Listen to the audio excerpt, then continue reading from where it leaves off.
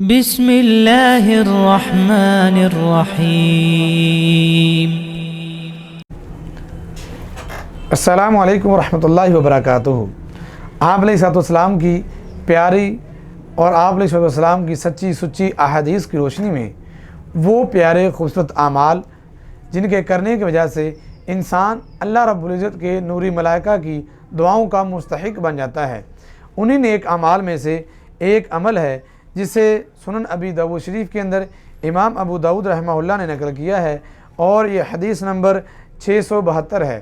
آپ علیہ السلام کا فرمانے علی شان ہے کہ ان اللہ و ملائکتہ یصلون علی میامن الصفوف۔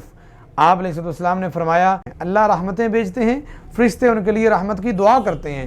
کون سے خوش نصیب جو پہلی صف میں بیٹھتے ہیں اور دائیں طرف پہ جا کے بیٹھتے ہیں، امام کی دائیں سائڈ پہ جا کے بیٹھتے ہیں، ایسے لوگوں کے لیے اللہ اپنی رحمتیں بھیجتے ہیں، اور اسپیشلی طور پہ ایسے بندوں کے لیے فرشتے دعائیں کرتے ہیں۔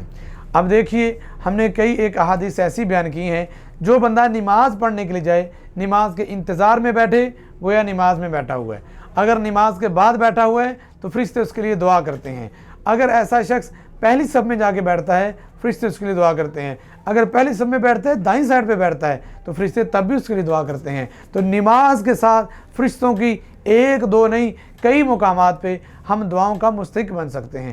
تو آئیے اپنے آپ کو 5 وقت کا نمازی بنائیے، پہلی صف کا نمازی بنائیے، اور صف میں دائیں سائڈ پہ بیٹھنا اپنے لیے سعادت سمجھیں، اور اس جگہ کو پائیں اور فرشتوں کی دعاؤں کے مستحق بن جائیں۔ اللہ مجھے آپ کو عمل کی توفیق عطا فرمائے، آمین ثم آمین۔